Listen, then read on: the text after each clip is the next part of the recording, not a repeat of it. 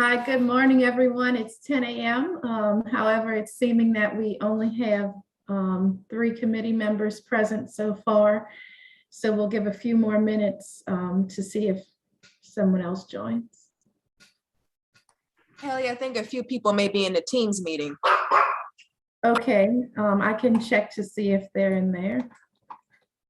Valerie, were you able to join the Teams meeting by clicking the link? I didn't click it. I just got the notifications that a few people did. I think they've come over here now. Yeah.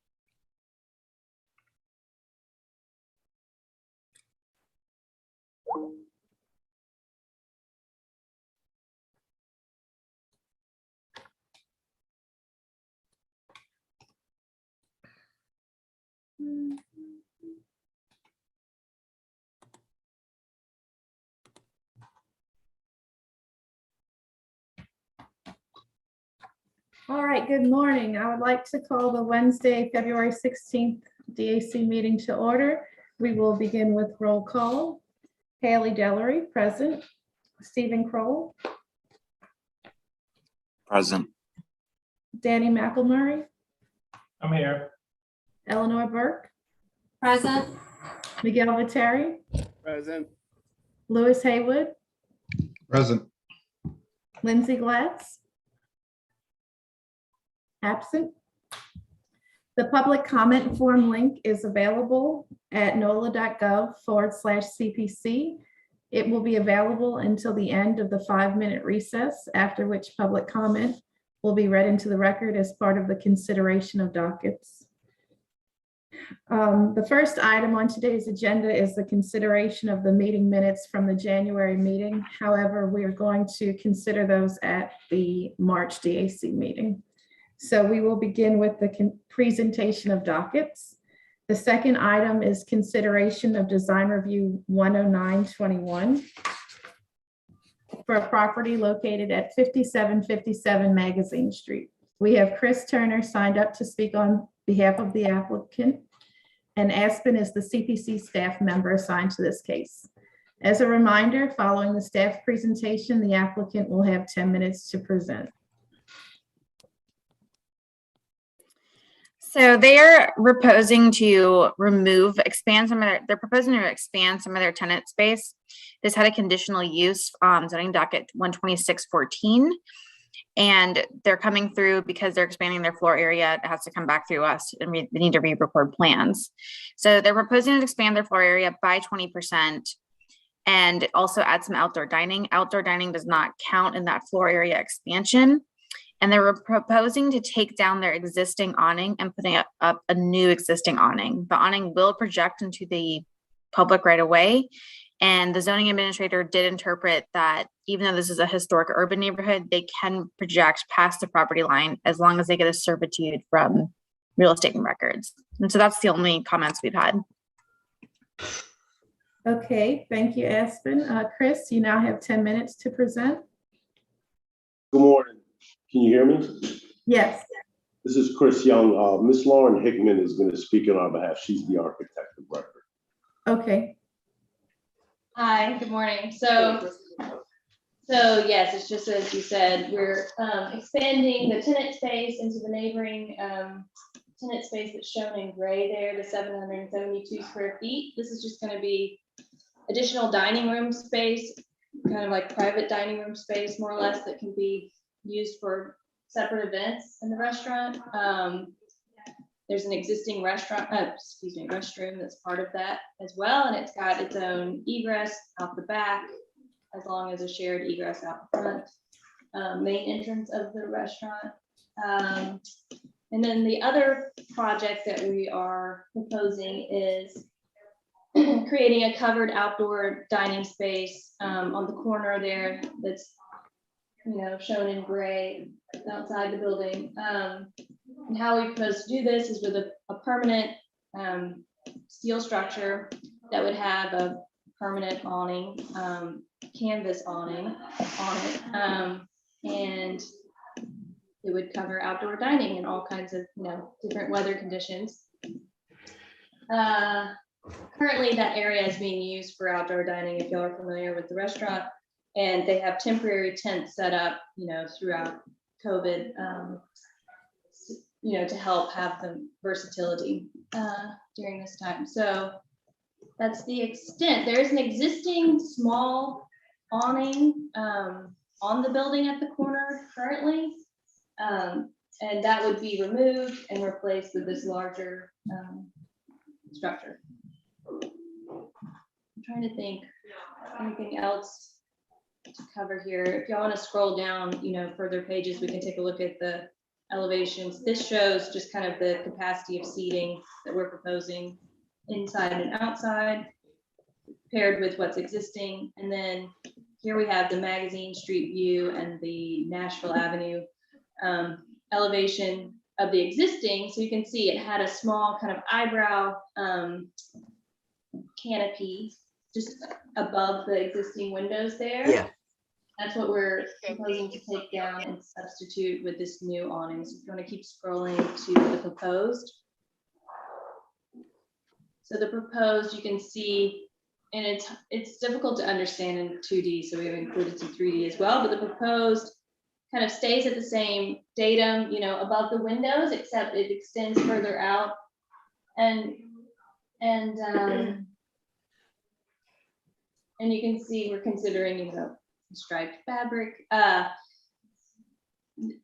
awning is a little high, but that's to help, you know, keep the view out the existing windows of the restaurant space, you know, and keep the natural light coming into the space inside. There will be roll down panels to use in the event of wind or rain on the sides of this. And, you know, underneath the awning, there will be lighting and ceiling fans. I'm trying to think what else you need to know about it, but yeah, that's kind of the general proposal. Any questions? Okay. This is ahead. Louis with Public Works. It's just a quick question. Is this area under the awning on Nashville like intended to be used, or is that just an architectural like continuation of the magazine space? Right. It's a pretty shallow space. It's kind of, we think that we could set up maybe a two-top underneath, you know, those two bays that run along there in front of the windows, but it's definitely, you know, it's not going to be as protected as the others from rain and things like that. But on a good day, those should be in full use, I think. We are Okay, yeah, I mean, the only concern is, you know, just I don't want the you know, we don't want any kind of dining to be kind of straddling that and blocking the sidewalk. That's Oh, the of only course not. concern there. Yeah, there's enough room to put a table there. We have Yeah, I them think so. now there and the, Okay. And then all the in terms of where these supports are, you know, you're showing them right on the line, but of course they can't be right on the line. So, you know, how far inside of that right-of-way line or on the Nashville side, you know, the edge of the sidewalk, how far inside are those going to be? So currently there's brick patio pavers that abut the right-of-way line, so the sidewalk line. And currently they have planter boxes set along that edge. Similarly, those will maintain there to help create that boundary, but the steel column will come down right at the face of the public right of way sidewalk, but it will not protrude into it. And we're working on the foundation type with both the engineer and the contractor. They know that that's the line they have to meet, and that the foundations will, you know, be loaded on the edge there.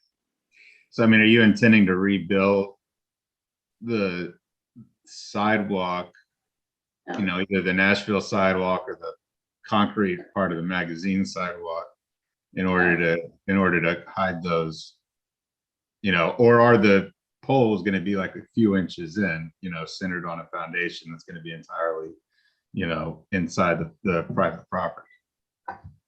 So the foundations will be below the sidewalk, and they will be they will maintain the existing sidewalk structure there. Where the columns connect to the foundation, the base plate and all that, that will be subsurface. So you won't even see that part, no tripping, no extra material to worry about. The pavers will come up neatly around the steel column. And they're all sand set, by the way, so it's a permeable situation. And yeah, they'll be right at the edge of the sidewalk and the brick patio. Does that answer your question? So you're not expecting any construction, any disturbance whatsoever of the concrete? No, and we've already called, I think it's 811, that's, you know, call before you dig with our contractor to coordinate all kind of existing utilities that are under there and to, you know, make sure that we're not disturbing anything that's there in the public right away. Okay. The use standards for outdoor dining in Article 21, Section 21.6.W, they require a distinct delineation between any public right-of-way and the outdoor dining area through hardscape and architectural elements, such as a masonry wall, fence, planters, or bollards. Are y'all currently showing anything like that? I didn't include them on the plans, but I can provide existing photographs of how we delineate that with the planters, and those are to remain. So apologies for not including those, but they are about 18 inches high at a minimum, and or maybe even 2 feet high, but they run along that brick patio edge. So if you're looking on the drawing that we have open right now, where every column is landing, that's where the existing brick patio edge exists. And so we have a delineation in materials and hardscape material from the brick patio to the existing paved concrete sidewalk. And then further we'll have the planter boxes that run along that.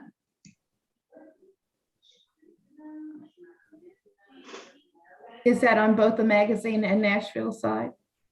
Yes, ma'am. Haley, I mean, I have a couple of questions about that. I mean, Okay. it seems like the gallery posts themselves are sort of a delineation, but also does that necessarily count if the dining is in like private property, or is that only for like delineating parts of the sidewalk? It's for when it's within in private property as well. It's just to separate it from the sidewalk. Okay. However, I do, to your point, I do think that the columns of the canopy, they do perform that delineation. Yeah, a little bit, I think.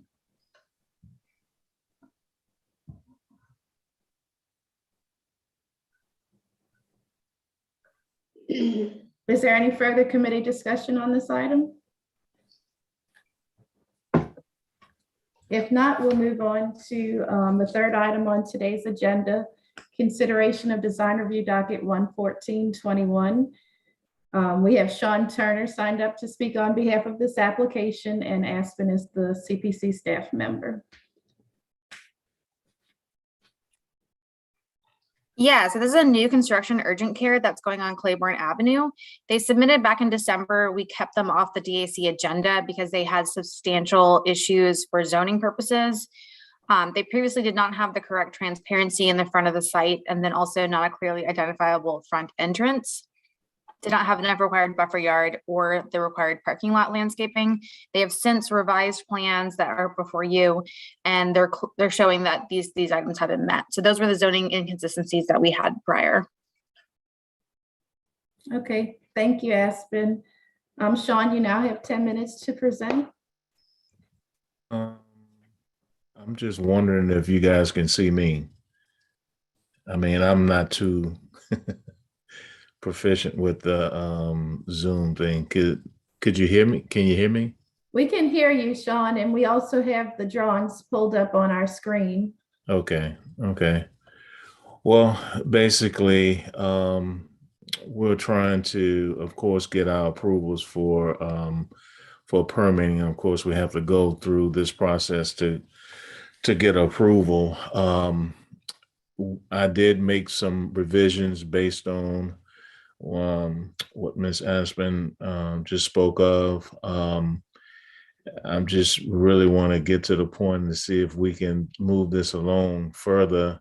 Is there anything that you guys, I'd like to, talk with you guys about the design or anything that you see that needs to be fixed or considered? So the floor is yours. We just want to move forward on this. If you guys see anything that stands out that needs to be corrected or whatever, please do speak. Hey, Sean, this is Danny from Parkways. Yes, sir. You've got a lot of concrete in the parkway, Mm-hmm. and we'd like to see the parkway restored with the street trees restored. I don't think, you know what? I don't think you guys have the landscape plan and the revised site plan, landscape plan that we have. We actually provide greenery in that front portion of the sidewalk. I can attach that to the documents for you guys to review that, but we do have the correct green space. I had a landscaper actually provide the service for me and got the correct amount of green space that's required. Okay. I haven't seen the plans prior to this, Okay. so I just want to make sure that the parkway is restored and trees are installed. Yes, I got you. Should I send that to you personally? Yeah, it'll need to be approved by Parkway, so that'll be part of the motion. Okay. At the end. And Sean, Aspen, who's the planner reviewing this, she'll be able to coordinate and get the drawings to Parks and Parkways. Okay. That's what, okay, great. So I'll send the that information to them too. Okay. All right. Is there anything else? I actually have a question. I don't know if anybody else has questions, but for the in this big image right here on the railings on the front of the building, Yes. I noticed that everything's kind of bronze and warm tones, and then the railings is aluminum. Is it like an anodized aluminum? Is it a dark? What color is it going to end up being? I'm just curious. Well, it's going to be a mixture because the actual canopy itself is going to be stainless. So it is going to be anodized railings, aluminum railings. So you're gonna have a mixture of bronze and silver aluminum. Mm-hmm. Okay.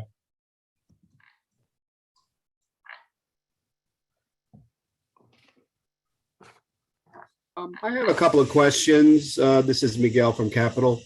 Was there any consideration of putting the access ramp on the parking lot side?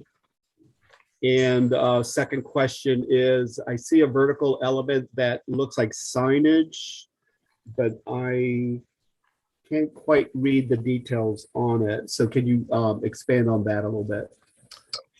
That element is not a sign itself. It's just a feature that we're doing. The sign is actually a ground sign in the green space. It should be on the indicated on the site plan itself. I see the feature now that you mentioned it. It separates the two entities on the front elevation. Yes, sir. All right, can you speak to that a little bit? I'm trying to read what the description is on the plans. Basically, it's a feature for the building itself. It is a symbol of division between the two spaces. It's just expressing outward. Before this, the way we had the building, of course, it was facing the parking lot itself, but based on code, we had to turn it around. So basically, the finish of it is going to be it's going to be an aluminum panel cladding itself. It's just mainly a feature of the building itself. And the intent is to separate the clinic, the urgent care component from the medical clinic. Yes. Okay. Mm-hmm.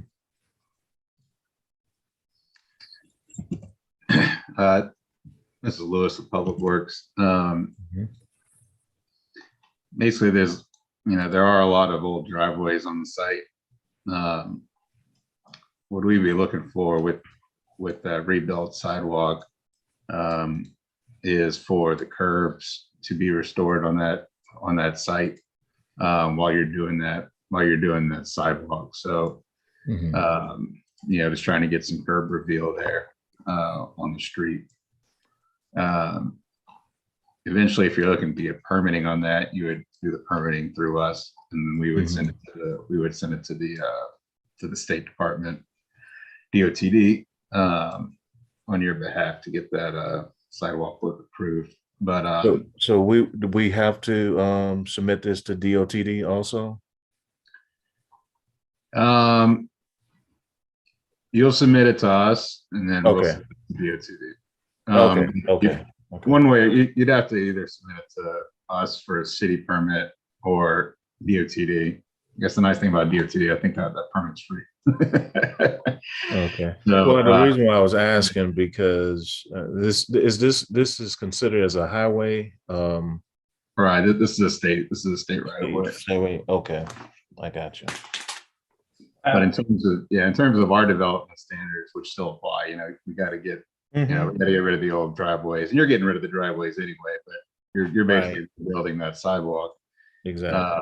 And as Danny say, he's looking for that parkway, so that's basically that green strip. Right. And so we're gonna need curbs along that. Get some curb reveal back up, so it's not just ending at the side of the street. Right. And it's protecting that green space and all that. Okay. And Lewis brings up a good point. If you are going to submit to DOTD, when you submit to them, you're only going to show them the site plan. Your landscape plan should be very minimal.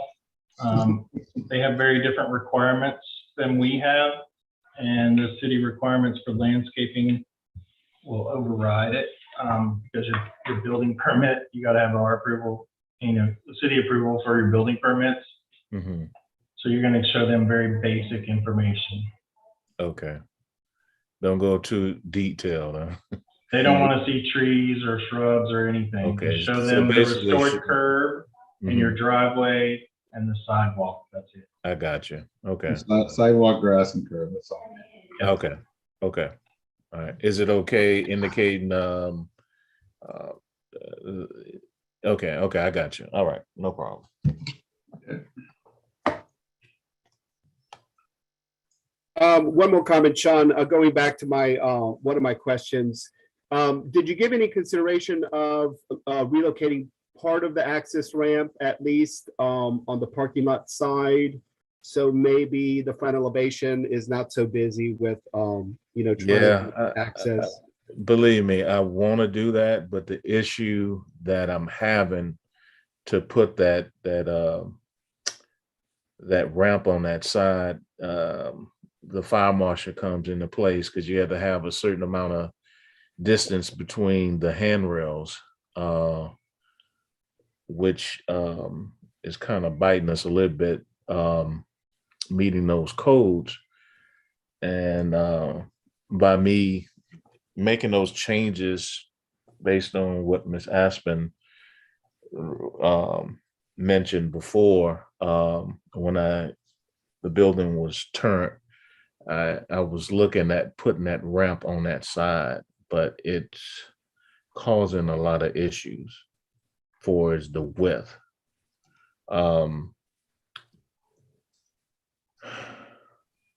I could do it, but again, at the height of the building itself, we have to have a intermediate landing. Of course, that landing has to be a 5x5, and it's causing me issues. So that's why I put it in the front. Okay, I'm not sure how the rest of the committee members feel, but if the ramp has to stay the way it is in the front of the building, I'm wondering if you would consider Mhm. the stairs on the left side, on the urgent care side. I Mhm. wonder if you could reorient those steps to align with the entry, so it makes a little bit more sense as an elevation for that component. And maybe this vertical fin concept could align itself at the end of the ramp, so it integrates and articulates in a fashion that's not just arbitrary seeming, but maybe it engages a little bit better on that transition. Okay. I would love to see more fenestration on the urgent care side, just to kind of have a little bit of balance. And there's a bit of a blank space in the middle, but I think that's just because there's no need of fenestration in the front elevation. But I think if there could be tweaks to the overall design to make the program and the elevation components more integrated, I think it could be a little bit more successful. Okay. You saying to orient the steps that's leading to the urgent care? Yeah, the flight of steps that you access from the side, if you would reorient them so they're in front of the entry point, maybe that'll make a little bit more sense. Okay. I'm assuming you may have enough clearance, and I think you may. Okay. And that way, pedestrian wise, you're kind of climbing up where the entry is. And when you're also looking at that entry, you have fenestration on the right and above. If there's a possibility of adding some windows on the left side of that entry to make a more balanced presentation for the clinic. Mm-hmm. And Okay. then if you look at the fin, the vertical fin element, it's sort of just, if you don't know that it's marking the urgent care programming, you would just see this thing kind of arbitrarily engaging the front elevation.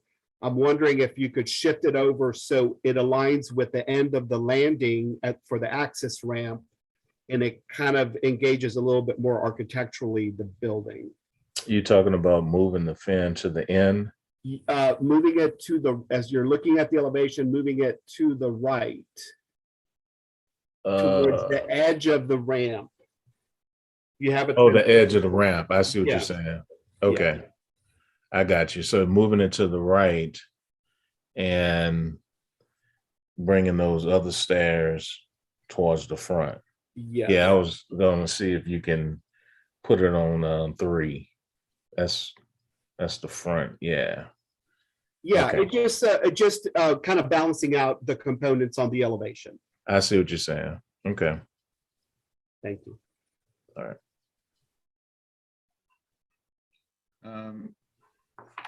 Quick question. So you got this wraparound, you have like a wraparound walkway for that back, that goes to that back ramp.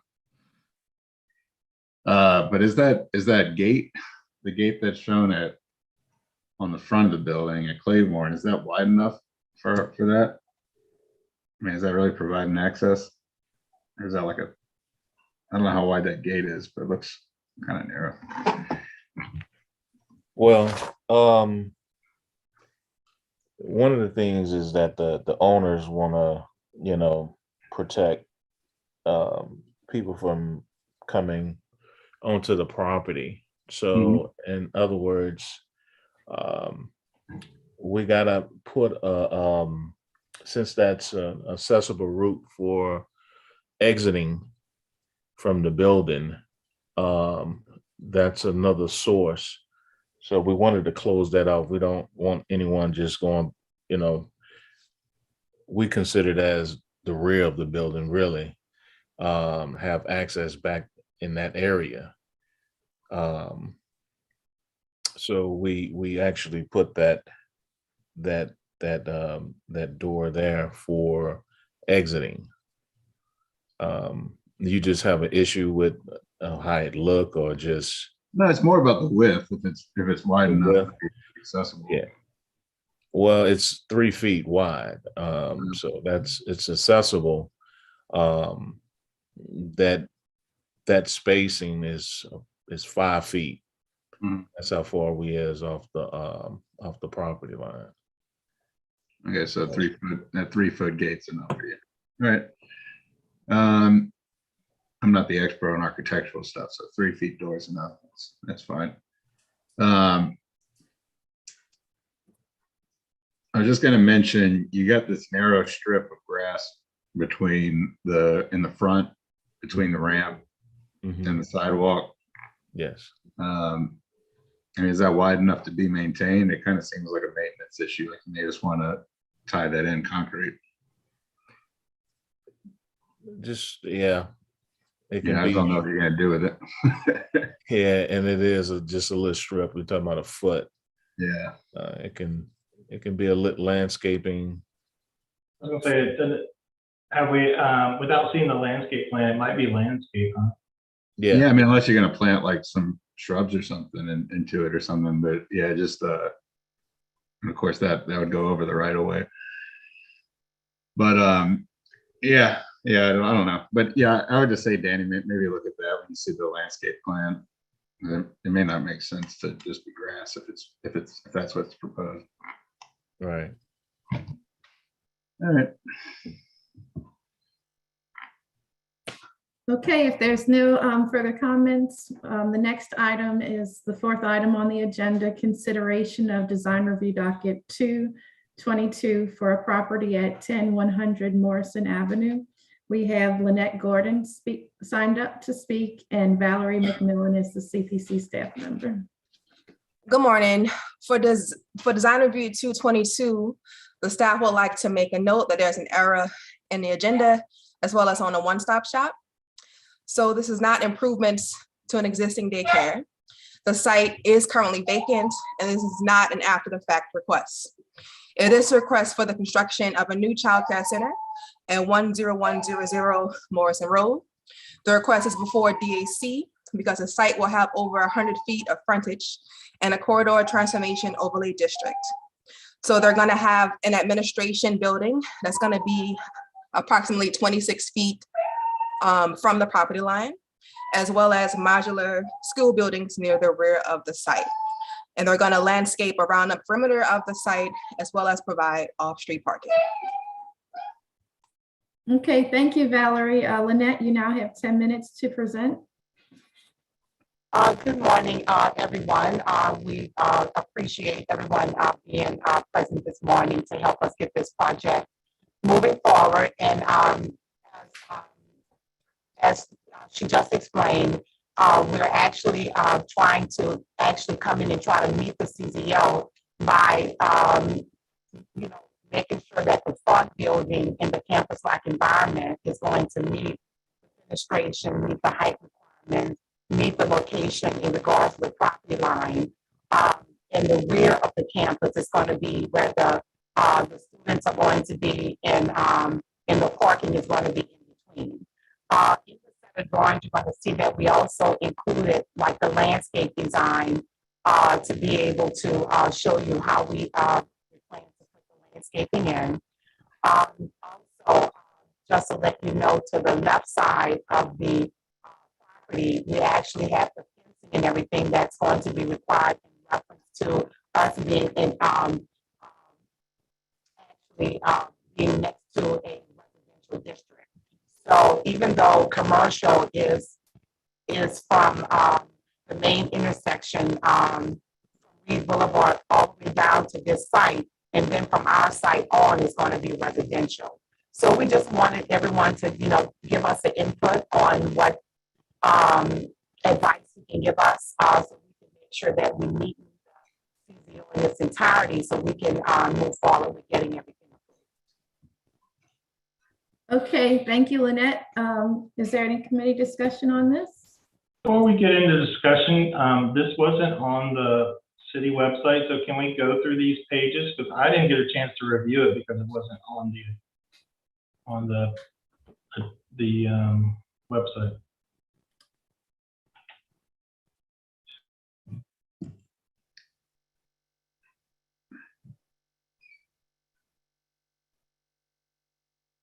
May I interject something there? Can I still talk? Yes. In the original plan, we uploaded for permitting for the engineered buildings in the rear. And after having a discussion with the BZA, realizing that it would be in the owner's best interest to because the owner did not want to bring the pre-engineered buildings to the front of the site because based on her experience with childcare, she wanted to keep the children more to the rear for safety reasons. So with that being said, we made the decision after getting some advice from the BZA to go ahead and submit to CPC, and for the DAC review, making sure that we can try to do a building that's going to meet the requirements. We went ahead and uploaded the application to the website that we were instructed to upload it to, and we sent it to our representative. But we wanted to make sure that we had our inputs on this before we go ahead and upload for a building permit, because if there's any adjustments we want to make, we want to go ahead and make those adjustments prior to us uploading. Okay, thank you, Lynette. Stephen, so you're keeping it on this elevation page.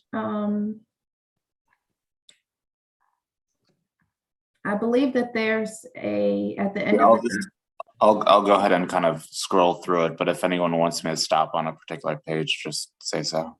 I think there's a rendering at the end of the packet, a perspective.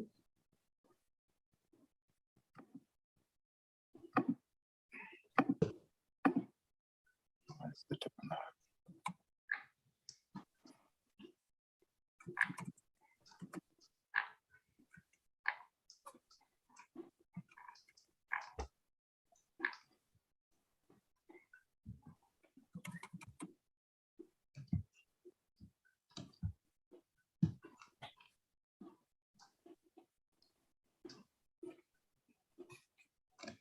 Originally, we was hoping to keep the buildings aligned with the building next door to us, which sits further back on the property.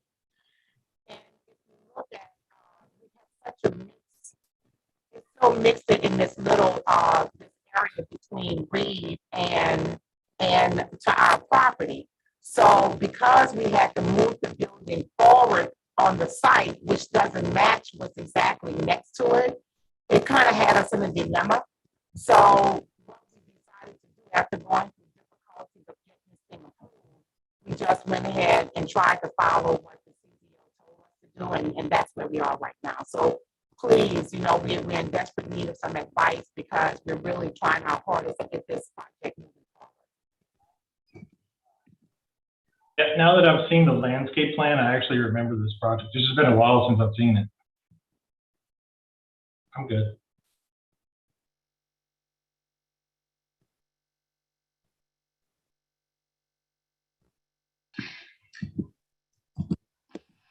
I think it's you remember that the original landscape plan included just the engineered buildings in the rear. now we added another building to the site. Yeah, y'all actually had a different building and all for this. It's been quite a while, and then this is a redesign, right? Yes. Okay.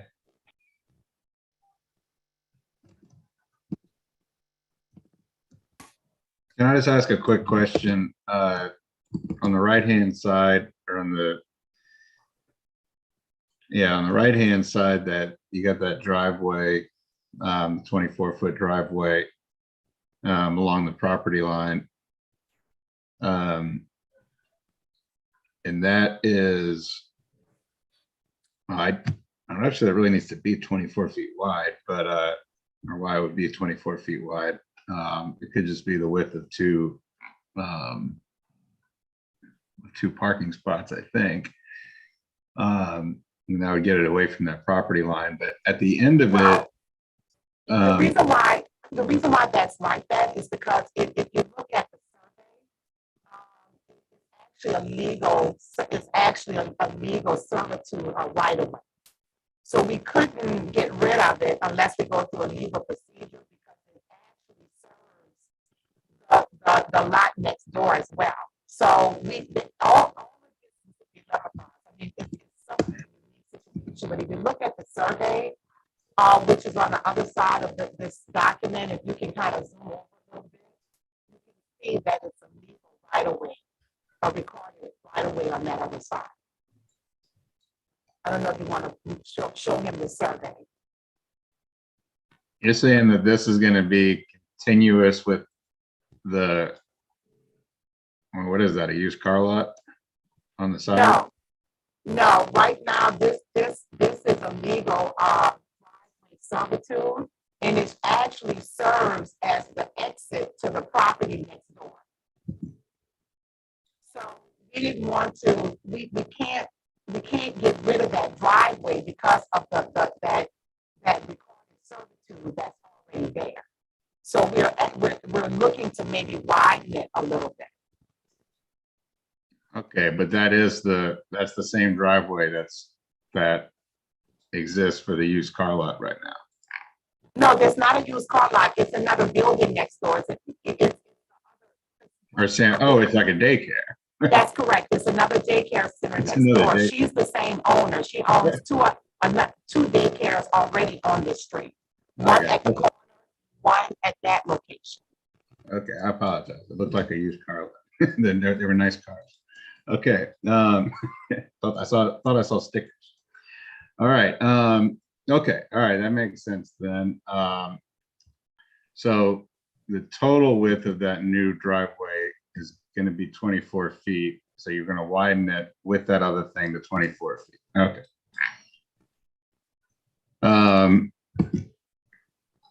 And that explains why the fence is set back behind the edge of that concrete like it is. Yes. Okay. All right.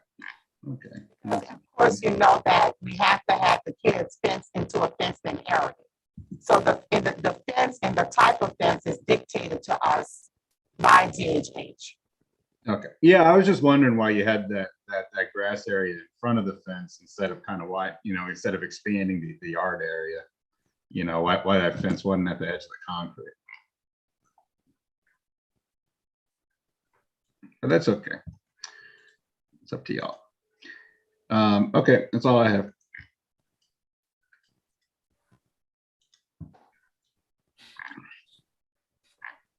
Okay, it doesn't seem like there's further committee discussion on this one. So the fifth item is consideration of zoning docket 2422 for a property at 5500 St. Claude Avenue.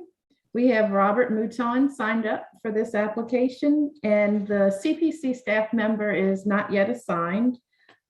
This is a conditional use to permit a commercial use, a medical clinic with over 5,000 square feet in floor area in an HUMU district. And it has over 100 feet of frontage in an EC enhancement corridor design overlay district. Robert, you now have 10 minutes to present. Hi, my name is Natalie Dawson. I work with Robert Mouton, and I'm covering this for him. Yeah, we represent the client in applying for this CUP application. They want to repurpose the existing building, but the existing building currently exceeds the maximum square footage allowed. But because the building already exists, we were told a CUP application can cure this issue. And I believe we have some representatives on the call who can discuss any questions as to the plans that the CPC may have at this time. We're kind of in the early stages of this process, but if anyone has questions about the submitted designs, I believe we have a representative who can address that.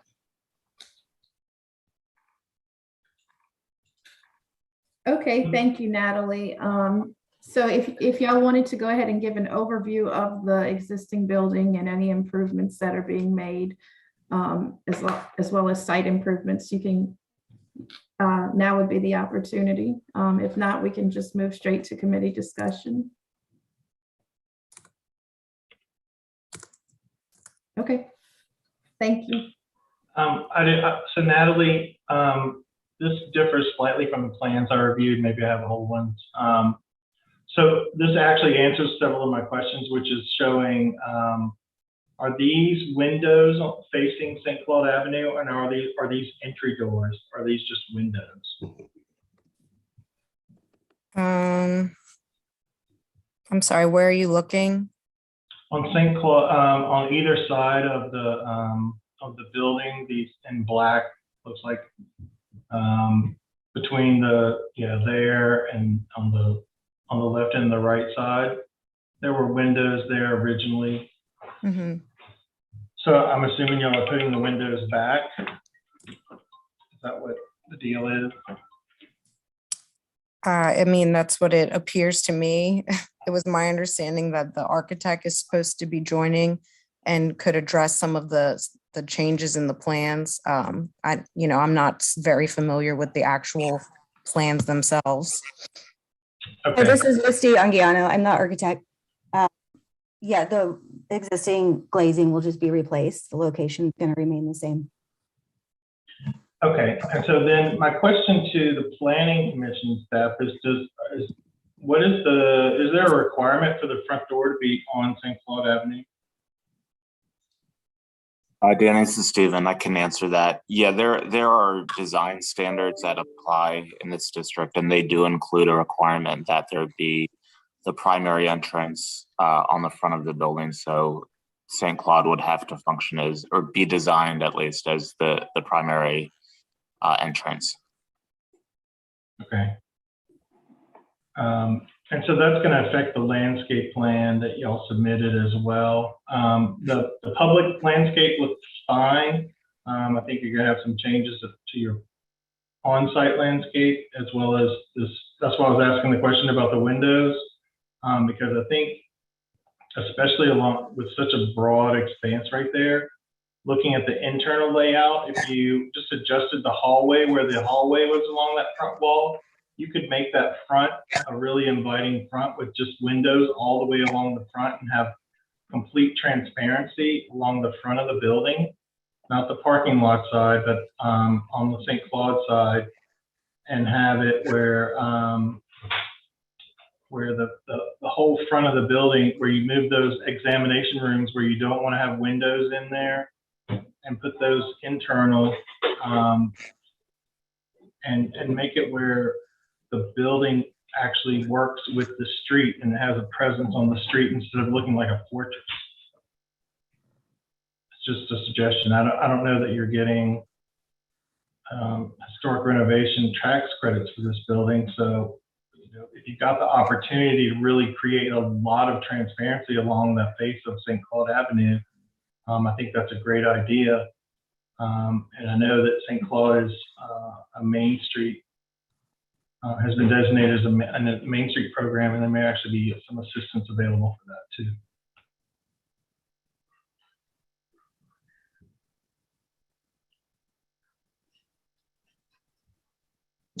That's certainly something that we can discuss with our provider. Is that, I'm sorry, I want to make sure that I understood, that's just a recommendation, or is that also a requirement? There's a transparency requirement that's what I was asking Stephen about that. The planning commission staff can work me through the transparency requirement.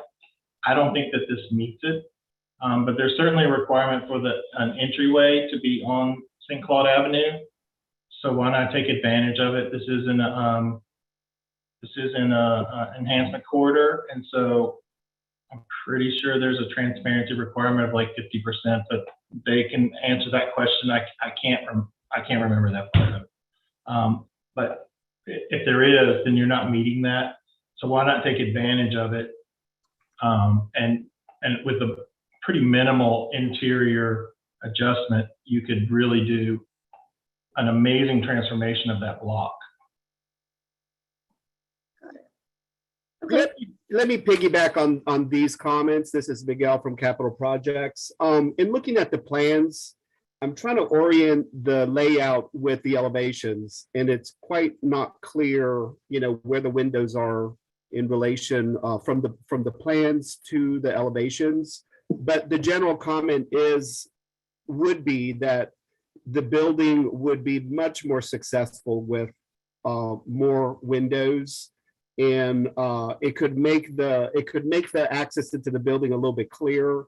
It's a little ambiguous where the entry is, and it just really needs to have a little bit more logic to the exterior elevations, and I think adding windows could help with that. Got it. Okay.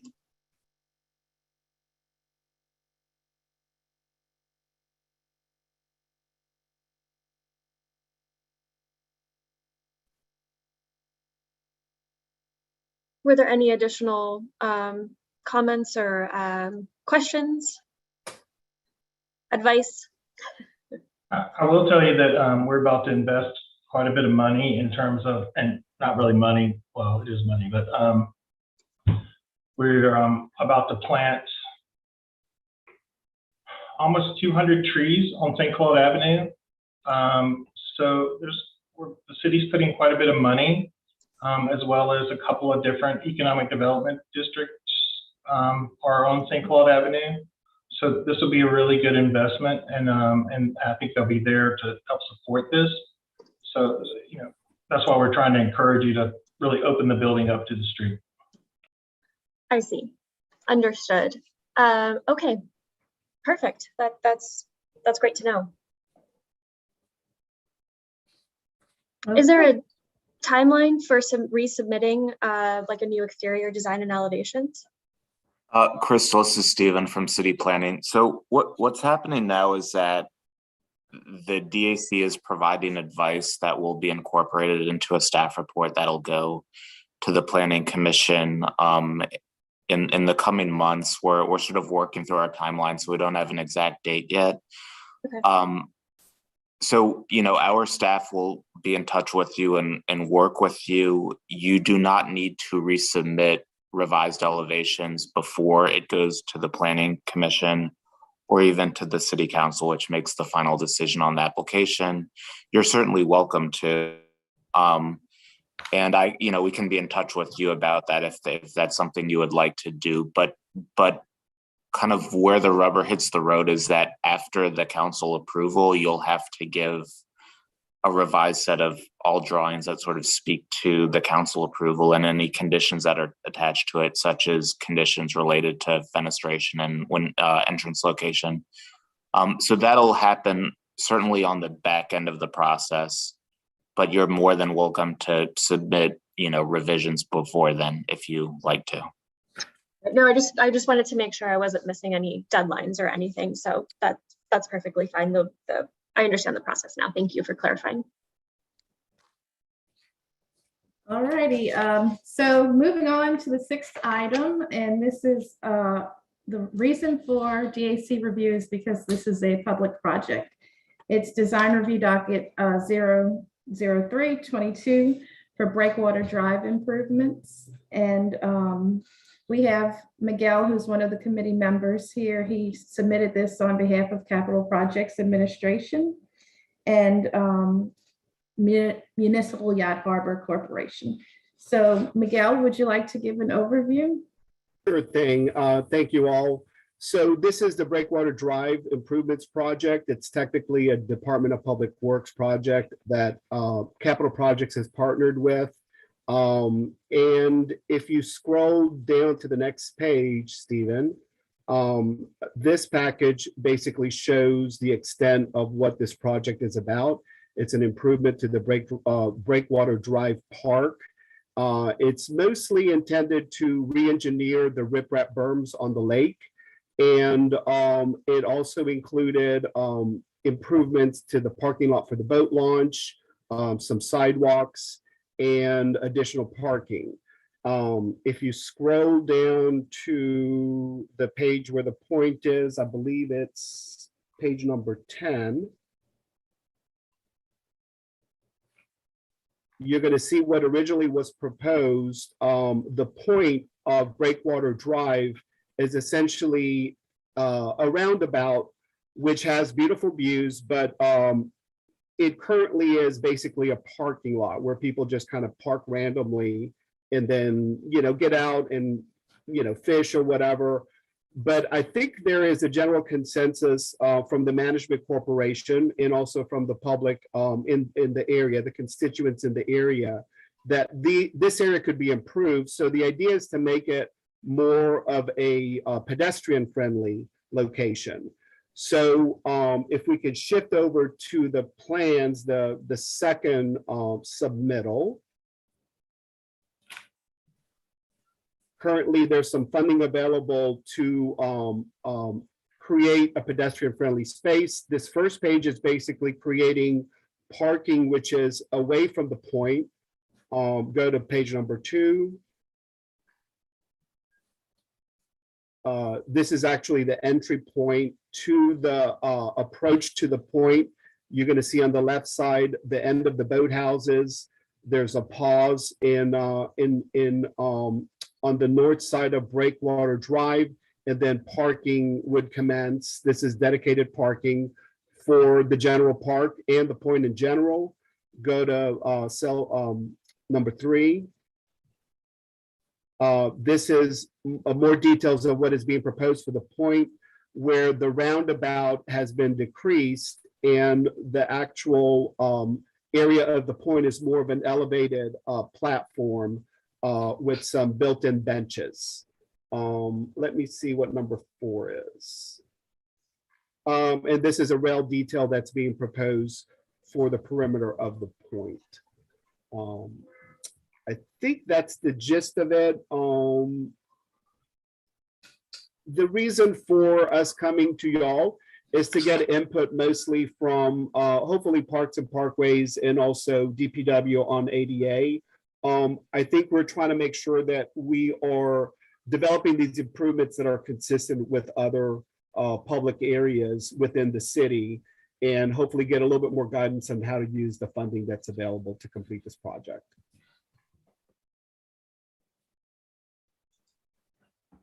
Thank you, Miguel. So I'll jump in here. Miguel and I and DPW met. I can't remember the project manager's name. We met out there with Mansfield Harbor folks. And one of the things that we would like to see out there, if you'll go to sheet 3, is to really take the point, the traffic circle there, and make it where people can't just park willy-nilly, because as we all know, in New Orleans, we all like to park wherever we want to. And so make it where we really guide people to, if they want to drop somebody off, or if they just want to do a loop around, where they can loop around, see the point. So people just want to see what it is.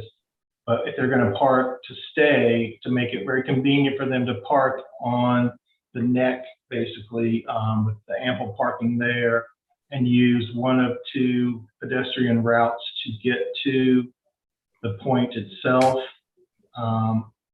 along the route out of the harbor, create some seating so that people can watch the passing parade of boats when there's like a regatta or something like that. And then create a little bit more seating opportunities along the point area, that big plaza area, with some low-level lighting. So there's a little more secure at night, but that the lighting doesn't kind of create this weird situation out there where you got this weird lighting, but also it doesn't block the views from the lakefront and from the municipal yacht harbor itself. Hey, Danny, there's a specific question.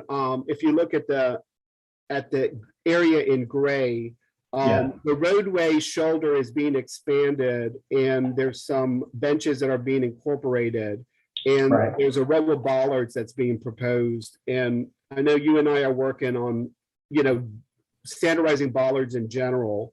I think this resolution to that area, I'm not sure if it's 100% satisfactory in terms of creating sort of a public promenade. And that was one element that we're kind of on the fence on, that we needed guidance with.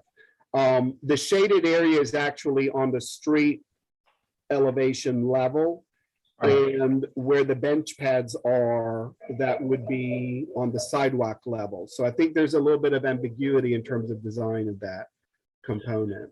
Yeah, Miguel, why isn't that being built up? Like, why isn't that at sidewalk level? I think that's kind of where we want to have some of the comments basically give us direction on this. I kind of feel that it needs to be built up. I'm not sure if the shoulder needs to be expanded in the way that it's being shown, because I think that would create an opportunity for cars to park. And that goes back to what Danny's point is. We're trying to get the cars away from the view, and we're trying to get a better understanding of the priorities. So I think it would be preferable to have that area raised, at least part of it, and that way the pads wouldn't be on the street level, and maybe at that point eliminate the bollards. I think that's kind of where the ideas may be going towards. Louis, what do you see that you could recommend? I mean, if it's possible out there, I would raise it. And then you could plant like a tree promenade or something. I would include a crossing where you have those ADA spots, and build a ramp. You need some kind of ramp crossing into the sidewalk level from there, I would say. Because otherwise, what's the point of those ADA spots? Are they expecting? I think there may. Yeah, I agree. I think there may be some further guidance that we may try to engage with if we can't, kind of synthesize what could happen at this point. Another element was building a rail around the point. The edge of the point is being raised, and I think the idea of adding an a rail for ADA purposes has been included. And I think, Danny, I think you've stated that there's no other precedent for having a rail along any improvement on Lake Pontchartrain.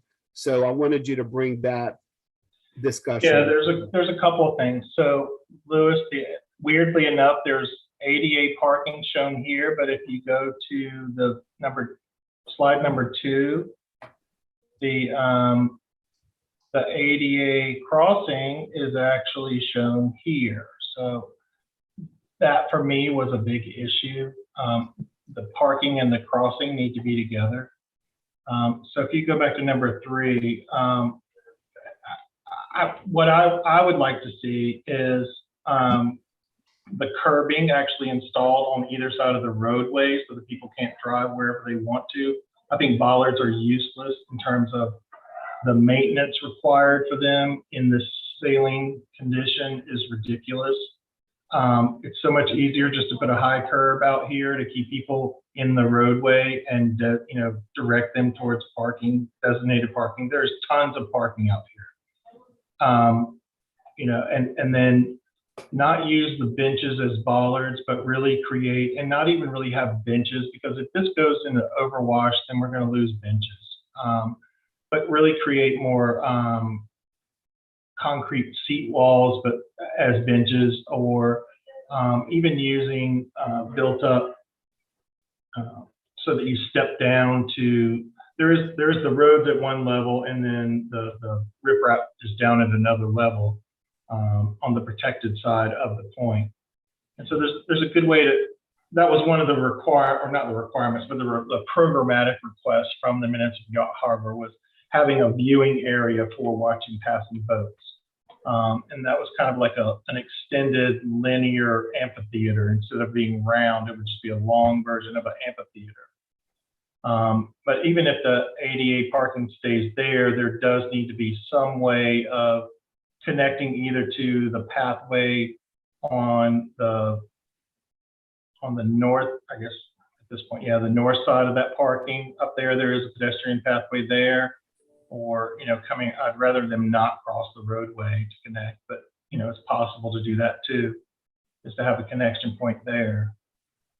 And really kind of play up that loop around where people can walk around from maybe even have a great experience where you can walk all the way around Breakwater Park, all the way to the point and then back, and have a nice loop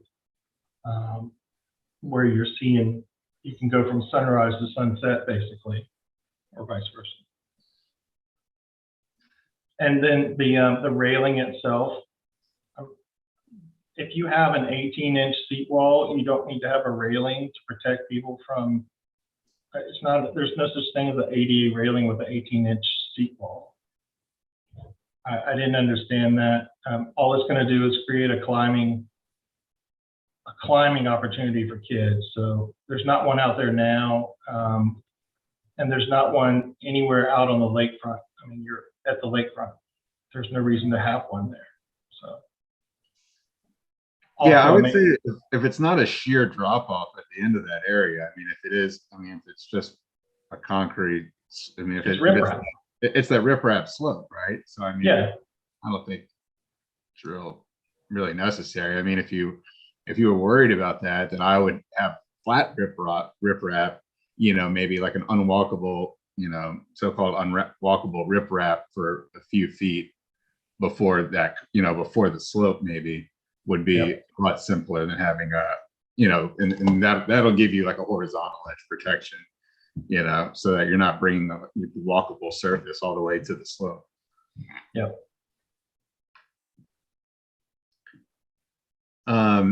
In terms of I mean, you're going to need to have some kind of center island in that cul-de-sac. You know, otherwise it's just a place to do donuts or something. And it's just kind of unprogrammed. So if there's no parking intended, you know, I would have a pretty constrictive raised island there, you know, something that's engineered just to get you know, a truck around, whatever you need. But I wouldn't have the flat area be that wide, unless you're really going to chop it up for like interior parking or something. But if you're not intended to have any parking around there, then, you know, you need some kind of like mountable island maybe around there, something that's going to be pretty constrictive that people aren't just going to park on top of that. So, you know, just like you would do like a modern roundabout, something with like a truck apron, and then like a non-parkable element, you know, with real curbs. For the crosswalk, you know, there's no reason to have the crosswalk at that really wide area. You could just push it back to the west a little bit and have it at a very, you know, at a very small point, or, you know, a much narrower crossing there. You know, unless you're going to build, you know, some kind of you know, a small island there, which, you know, which is kind of what I'm suggesting before, you know, you're going to want to have some kind of median there basically, to divide that space into two roadways. So then the crossing could go through that median, and then you could leave it there, and that would be okay too. But yeah, I think there's a lot of work, not a lot of work maybe, but I think there's some good engineering that could go into this, and polish it up a bit. So, you know, I'd be happy to work with you on that. Hey, Louis, do you know what the interior turning radius has to be for a garbage truck? Because that's what's the thing that has to go out there to pick up. The only furnishing that could be washed away that I think should be out there is a trash can. Yeah, in terms of the, no, I don't know the answer to that, but it's Okay. pretty easy to find out. And, Yeah. and you know, you can engineer it so that that truck, so that even a garbage truck is kind of going on like a 3-inch lip around the circle. But it's still pretty constrictive for vehicles. You know, you don't want to build it so that it's constrictive. You don't want to build it really so that it, you know, so that it ends up being like a wide enough roadway, say with 2 curbs on either side, so that a garbage truck can barely make it, but that like passenger vehicles can park there and another one could get by, you know, because then, you know, the garbage truck can't get through at all. If people are parked. So, you know, but we can have, you know, it's definitely possible to get both of those taken care of. In terms of the benches, I thought that instead of having benches that could get washed away, you know, you just have like heavy concrete slabs, like slab benches that people could sit on, just like little short concrete walls or something. Yeah, they actually have detailed out the concrete poured in place concrete benches, which I think are fine. I've used very similar benches in other parks for that very reason, because they're super durable. Mm-hmm. You know, I think there's an opportunity to add more seating out there so that, you know, you've got more opportunities for people to sit in groups rather than just kind of sit facing either east or west. You know, and kind of watch as people pass the point and circle around or something like that. One of the things, I don't know if y'all noticed, but there's 3 picnic pads. I noticed those and I was like, that's a really bad idea, because picnic tables are going to be picked up and washed away or burned or whatever. Picnic tables are terrible. They're great if you want a picnic table, but they're super high maintenance, especially in this kind of marine condition without protection. And so that whole area along there, it's currently grass, and I don't know why grass can't just stay there. Yeah. These are great comments, guys. We really appreciate it. And we will be able to circle back to kind of refine a little bit. Definitely bench locations and layout is something that we've kind of been going back and forth with. I think we need some landscape architects to give us some real input on this. Yeah, one more question. I mean, does that end area that's programmatically that needs to all be just concrete at the end past the cul-de-sac? Sorry, restate the question. Is that like a programmatic decision to have that full concrete? Like it looks like it's just concrete sidewalk. Yeah. The idea is actually to elevate the area from the street level, so it actually performs better as a public space. I think it was sort of an intuitive recommendation rather than putting bollards, but if you look at the way the benches are placed, they kind of create a boundary. So, you know, I see, but between the concrete, like between those concrete walls and the curb, for instance, you know, like that could be, you know, I mean, that's just going to be. Louis, it keeps it could be planted or landscape, and then keeps it from washing out. They're trying to keep it from washing out behind there. That's why. Uh-huh. Yeah. Okay. So it's getting hit by this constant water. You don't think any landscape would survive there? Yeah, landscaping quite doesn't work. It's definitely an area that gets completely inundated by surge, but also, you know, by the water that, you know, kind of like, you know, brings the brackish water. I mean, it's definitely not a very inviting environment for too much other than concrete, asphalt, and stone. Or even just putting like, you could pull like a couple, you know, like boulders or something between there, just to, you know, just so you don't have people parking on top of it, and that would be more interesting and durable. Conceptually, we considered that. So definitely bringing the elements of the stones and creating the environment out of that aesthetic is definitely where all of this started.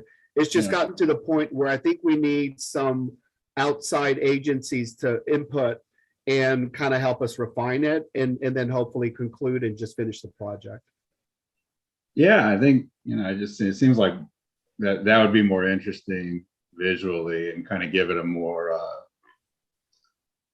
I don't know, just a appropriate. Yeah, just like a more invested look, you know, I mean. Yeah, I actually did a little sketch and did basically like the lake buoys and did the base of those. You could do a field of those as seating, like do them in poured in place concrete, and do a field of those as seating benches, but it would keep people from parking there, but also kind of reference the rocks and the buoys, and they have a sign for this area that they want to install. And so kind of create that same marine, like mooring buoy effect, where you're creating that same repetition of forms that you see at the yacht harbor and the boat launch along the lakefront. Tying it, because you can directly see right across the water, you can see the lakefront, so kind of pulling some of those forms in across there. Thank you, guys.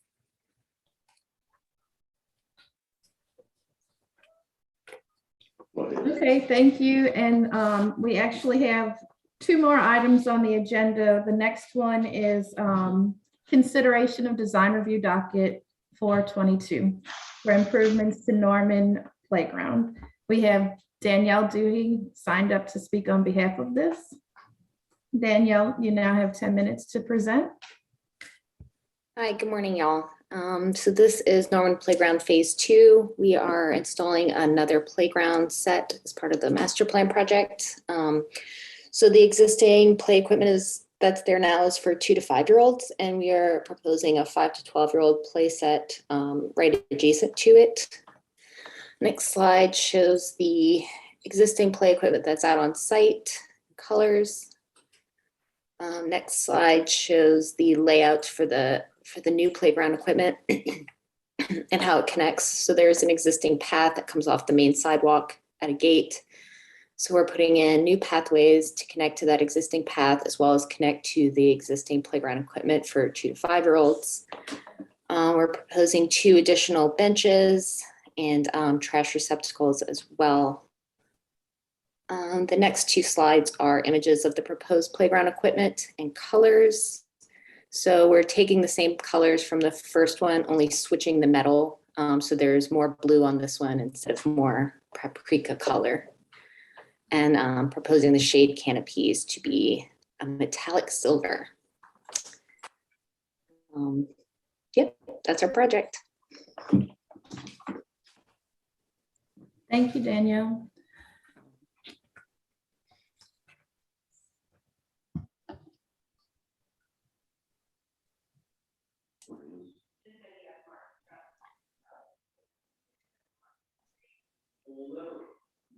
Okay, is there any committee discussion on this item? If not, we're going to just move to the last item on today's agenda, item number 8, for design review docket 522. This is Cinco's wetland preserve that they're building. I do want to note that this is also going to the disaster resilience review committee. And so we're kind of making a distinction between the 2 committees, DAC and theirs, in that we would be reviewing mostly vertical elements, which this site doesn't have much of that included. However, we're just going to ask that this committee briefly provide any comments that they may have. We have Scott Tabery signed up to speak on behalf of this. Scott, you now have 10 minutes to present. Yeah, thank you, Haley. And so as Haley said, this is the Cinco Wetland Park and Nature Trail project that we are working on with Cinco CDC. Rashida Ferdinand, I believe, is on this call as well, and she can chime in if she has any additional comments here. But what we're essentially doing is taking, I believe the property is Sewage and Water Board property along Florida Avenue in the lower 9th Ward, and kind of making it into a wetlands park and nature trail to run almost from pump station number 5 all the way to the railroad tracks to the east. We were brought on board to help with grading and drainage design, with our main focus really being on green infrastructure improvements and improvements to the overall drainage system, adding additional storage to the lower 9th Ward, which we are providing here, making sure we're not going to affect the floodplain in a negative way as well. The trail will be an oyster shell trail, I believe. They are going to go through the site prior to construction and clear it. I believe there's over 500 tallow trees that have been counted in the past out here. So we're going to remove all the tallow trees and replant it with native species.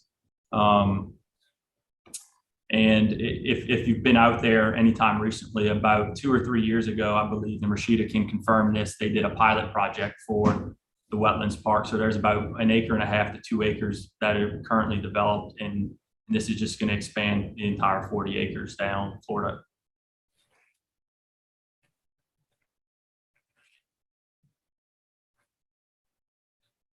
Okay, thank you, Scott. Is there any committee discussion on this one?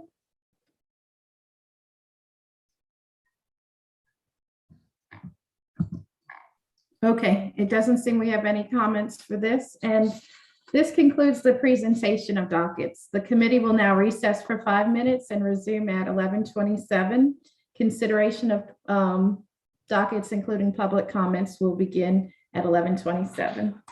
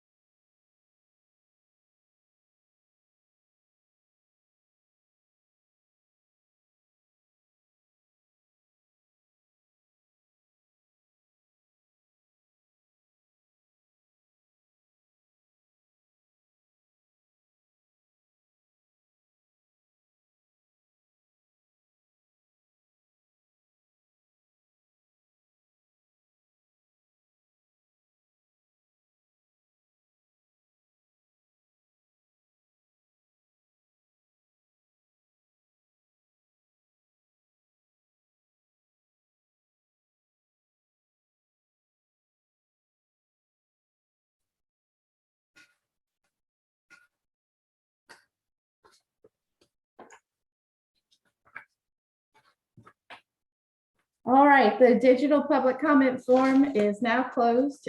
We will begin with the consideration of dockets. And there was no public comment made.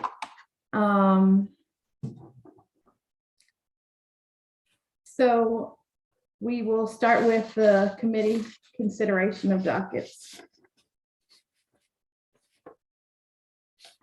The second item is consideration of design review docket 10921 for the property at 5757 Magazine Street. At this time, is the committee ready to make a motion?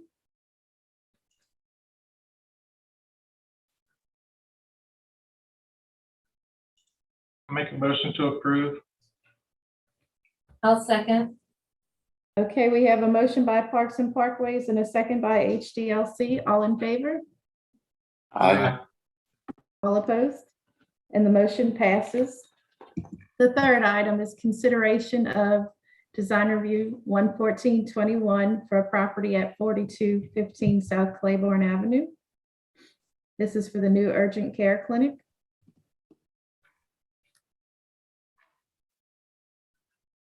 Make a motion to approve subject to the design considerations regarding the front decorative fin made by Capital Projects and the submission of the landscape plan to Parkways for approval. I'll second. Okay, we have a motion by Parks and Parkways for approval subject to design modifications of the front fin and the submission of a landscape plan, and a second by Capital Projects. All in favor? Aye. Aye. All opposed? And the motion passes. The fourth item is the consideration of design review 222 for the new small child care center at 10100 Morrison.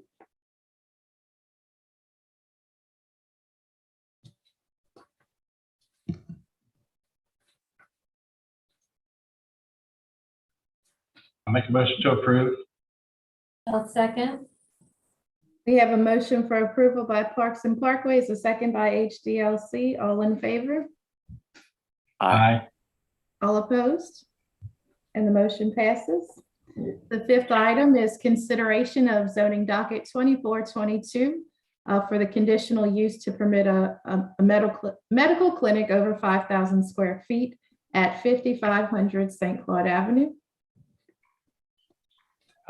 This one isn't going before the planning commission yet, right? No, it's not been docketed for a specific meeting yet. So this one can come back to us? What we kind of discussed when Stephen spoke with the applicant, when they asked about submitting revised drawings, was that we would be able to provide recommendation to Bob in our staff report, so we could recommend for increased transparency and relocating the door, and just include that as a proviso, and that sometime if the council adopts that in their ordinance, before final approval of that, the applicant would have to submit revised drawings. Okay. Yeah, because I'm okay with the public landscape part of it, but I think the architecture needs to meet the ordinance.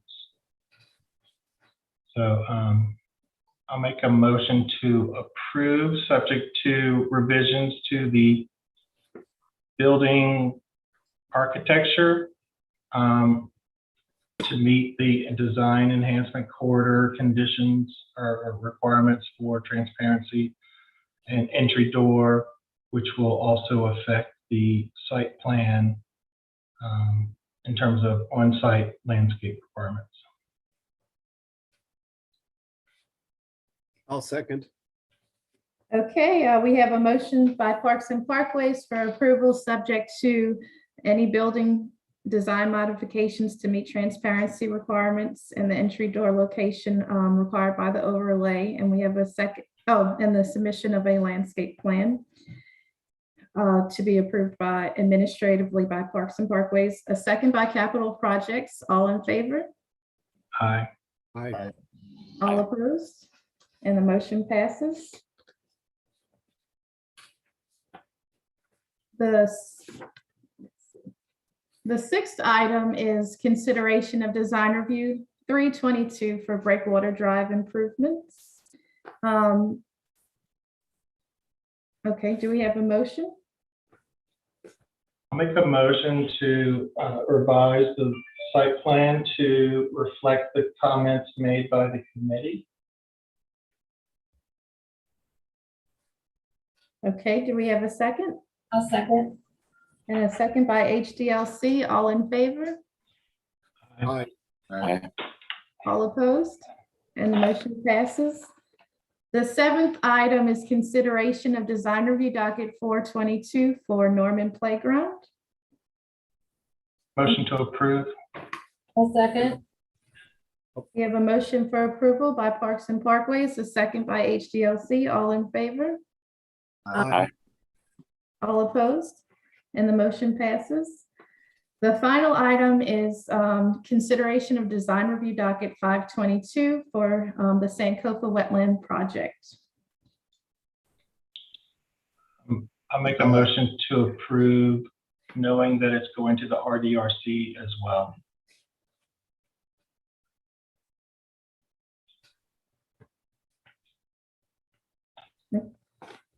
We have a motion for approval by Parks and Parkways. Do we have a second? I'll second. A second by Capital Projects. All in favor? Haley, hold on. a Oh, sec. excuse me. I'm sorry. That's right. Lewis did have some comments. Oh, Yeah, sorry, I moved a little fast for me earlier. But I do want to get this in. Throughout the plans, I'm seeing a lot of sidewalk. There's a lot of sidewalk connections to Florida Avenue. There's a lot of path connections to Florida Avenue from the park. And those path connections, even though they're pedestrian, a lot of times they're ending in the middle of the cross street right of ways. You know, so they're basically aligned with the roadway. Or they're, you know, offset from the sidewalks for some reason by, 10 feet or something. But basically, it doesn't look like it was too important to to align the pedestrian paths to public sidewalks.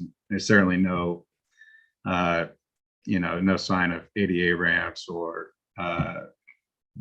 any crosswalks or anything like that. So, I would like the designer to focus on that a little more, and make sure that, these crossings are going to be natural into the sidewalks, because it certainly seems like that's the intent, is to provide a lot of sidewalk connections into the neighborhood. But, we don't want those aligning into the middle of the street or anything like that.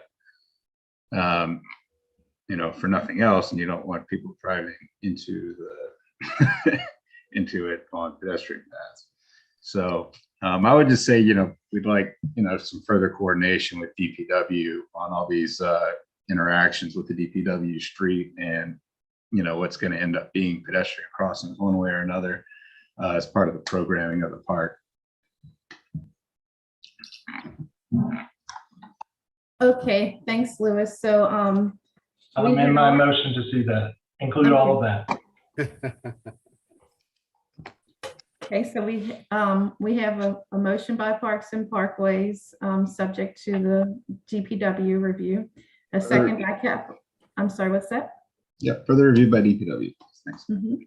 And a second by Capital Projects. All in favor? aye. Aye. All opposed? And the motion passes. This concludes the February DAC meeting. Thank you all, and see you in March. Thank you. Thank you.